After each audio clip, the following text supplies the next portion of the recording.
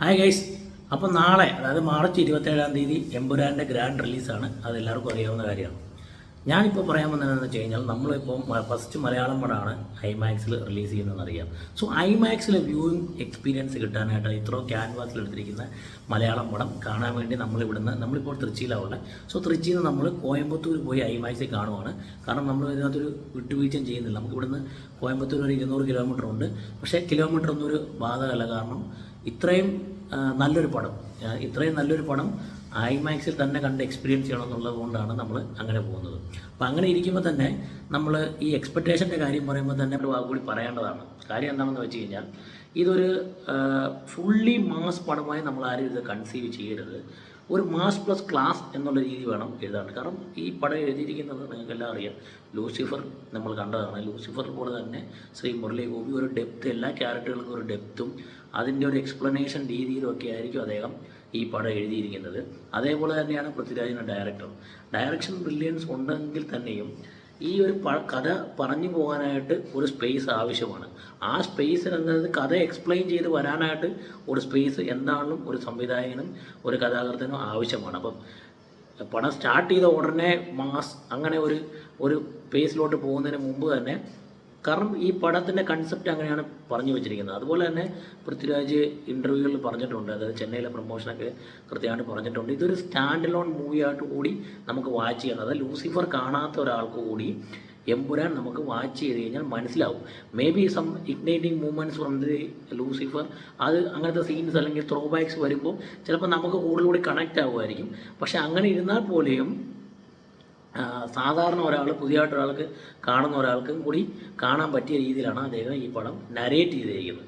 അങ്ങനെ വരുമ്പോൾ തന്നെ ഈ ക്യാരക്ടറുകളുടെ ഒരു എക്സ്പ്ലനേഷൻ അല്ലെങ്കിൽ ആ ക്യാരക്ടറുകളിലോട്ടുള്ള ഡെപ്തിലോട്ട് എത്താനുള്ള ഒരു സമയം എന്താണെങ്കിലും പടം എടുക്കുമെന്ന് തന്നെയാണ് നമ്മൾ പ്രതീക്ഷിക്കുന്നത്. അതായത് മെയിനായിട്ട് നമുക്ക് അറിയേണ്ടത് സ്റ്റീഫൻ നെടുമുള്ളി ആരായിരുന്നു, ഖുറേഷി ഇബ്രാഹിമായിട്ട് എങ്ങനെയാണ് സ്റ്റീഫൻ നെടുമുള്ളി മാറിയത്, അല്ല ഇത്രയും വലിയൊരു ഗാങ്സ്റ്ററായിട്ട് അദ്ദേഹം എങ്ങനെ മാറി എന്നുള്ളത് നമുക്ക് അറിയേണ്ട ഒരു കാര്യമാണ്.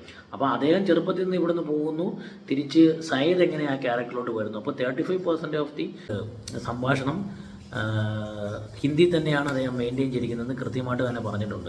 ദാറ്റ് മീൻസ് നോർത്ത് ഇന്ത്യയിൽ സയ്യിദിൻ്റെ ബാക്ക്ഗ്രൗണ്ടിന് എന്താണെന്ന് സ്പെസിഫിക് ആയിട്ടൊരു സമയം പറഞ്ഞു പോകാനായിട്ട് അദ്ദേഹം എടുത്തിട്ടുണ്ട്. അതുകൂടാതെ ഖുറേഷി ഇബ്രാഹിമിൻ്റെ കറണ്ട് സ്റ്റാറ്റസ് എന്താണ്, എങ്ങനെയാണ് അദ്ദേഹം ആയത് എന്നുള്ളത് എക്സ്പ്ലെയിൻ ചെയ്യാനായിട്ട് അദ്ദേഹം ഉറപ്പായിട്ടും സമയം എടുത്തിട്ടുണ്ട്. അതുകൊണ്ടാണ് ഡിഫറെൻറ്റ് കൺട്രീസിൽ പോയി ഷൂട്ട് ചെയ്യേണ്ടതും ഒക്കെ വന്നിട്ടുള്ളതും അതുകൊണ്ട് തന്നെ ആയിരിക്കുമല്ലോ.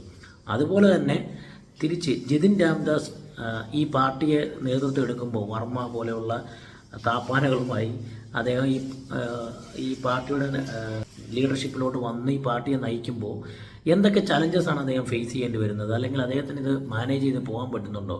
അദ്ദേഹം ഇത്ര നാളും വെളിയിലായിരുന്നു, പൊളിറ്റിക്കൽ ബാക്ക്ഗ്രൗണ്ടൊന്നുമില്ല. ഇവിടെ വന്നതിന് ശേഷം ഈ ഒരു ഇത്രയും വലിയൊരു പാർട്ടിയെ നയിച്ചുകൊണ്ട് പോകുമെന്ന് പറഞ്ഞാൽ ചില്ലറ കാര്യമല്ല. അപ്പോൾ അദ്ദേഹത്തിന് എന്തൊക്കെ പ്രശ്നങ്ങൾ വരുന്നുണ്ട്, ഇനി അദ്ദേഹത്തിൻ്റെ ക്യാരക്ടറിൽ എന്തെങ്കിലും ചേഞ്ചസ് സംഭവിക്കുന്നുണ്ടോ, ഇതെല്ലാം കൂടി നമുക്ക് അറിയേണ്ടതുണ്ട്. അപ്പോൾ എന്തുകൊണ്ടാണ് ഗോഡ്സ് ഓൺ കൺട്രിയെ സേവ് ചെയ്യാനായിട്ട് സ്റ്റീഫൻ നെടുമുള്ളി അല്ലെങ്കിൽ ഖുറേഷി ഇബ്രാഹിം സ്റ്റീഫൻ നെടുമുള്ളിയായിട്ട് തിരിച്ച് വരുന്നത് എന്നും പറഞ്ഞു പോകുന്നുണ്ട്. അതിനുശേഷം ഇവിടെ വന്നിട്ടുള്ള കാര്യങ്ങളായിരിക്കണം പറഞ്ഞു പോകേണ്ടത്. അപ്പോൾ ഇത്രയും കാര്യങ്ങൾ പ്രതിപാദിക്കേണ്ടതുണ്ട്. അതുകൊണ്ട് തന്നെ ആ പടം പറഞ്ഞു പോകാനായിട്ട് നരേറ്റ് ചെയ്യാനായിട്ടുള്ള പടത്തിനുള്ള സമയം എന്താണെന്ന് എടുക്കേണ്ടി വരും. അതുകൊണ്ട് തന്നെ ഒരു ക്ലാസ് ആൻഡ് മാസ് എൻ്റർടൈനറായിട്ട് പടത്തെ കാണുക, പടത്തെ ഒരു എക്സ്പീരിയൻസ് ആയിട്ട് കാണുക. ഇത്രയും വലിയൊരു ക്യാൻവാസിൽ വന്നേക്കുന്ന ഒരു എന്താ പറയുക, ഒരു തിയേറ്ററിക്കൽ എക്സ്പീരിയൻസ് ഉള്ള ഒരു പടമായിട്ട് കാണുക, എൻജോയ് ചെയ്യുക. ഈ ഒരു പടം ഇത്രയും റീച്ച് കിട്ടിയ ഒരു മലയാളം പടം വേറെ ഉണ്ടാവത്തില്ല. ലാസ്റ്റായിട്ട് നമുക്കൊരു പാൻ ഇന്ത്യൻ ലെവലിലോട്ട് റീച്ച്, അല്ലെങ്കിൽ നോർത്ത് ഇന്ത്യയിലൊക്കെ റീച്ച് കിട്ടിയൊരു പടം മാർക്കോയാണ്. സോ കഴിഞ്ഞ കുറച്ച് നാളുകളായിട്ട് മലയാള സിനിമ OTT-യിലൂടെയാണെങ്കിലും അതുപോലെയാണെങ്കിലും പെർഫോം ചെയ്യുന്നത്, അല്ലെങ്കിൽ ആൾക്കാരിലോട്ട് എത്തിച്ചേരുന്നതിൻ്റെ ഒരു ബലവും കൂടിയാണ് നമുക്ക് ഈ പടങ്ങൾക്കൊക്കെ കിട്ടുന്ന ഈ റീച്ചും. സോ ഈ റീച്ച് മലയാള സിനിമയ്ക്ക് നല്ലതാവട്ടെ, പുതിയ കൺസെപ്റ്റുകൾ കൊണ്ടുവരാനായിട്ടും അല്ല പുതിയ ബിഗ് ബഡ്ജറ്റിൽ ചിന്തിക്കാനും മലയാള സിനിമയ്ക്ക് ആകേണ്ട ഒരു പടം കൂടിയാണിത്. അതുകൊണ്ട് ഈ പടത്തിൻ്റെ വിജയത്തിന് വേണ്ടിയും ഈ പടത്തിൻ്റെ സക്സസ്സിന് വേണ്ടിയും നമുക്ക് ആസ് എ മലയാളി അല്ലെങ്കിൽ ഒരു മലയാള സിനിമ ലവർ എന്ന നിലയിൽ എല്ലാവരും ആഗ്രഹിക്കുന്ന ഒരു കാര്യമാണ്. അപ്പോൾ നമുക്ക് എമ്പുരാൻ ടീമിന് ഓൾ ദ ബെസ്റ്റ്. നമ്മളപ്പം ഐമാക്സിൽ പോയി പടം കാണുന്നുണ്ട്.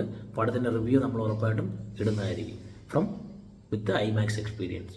Okay, by.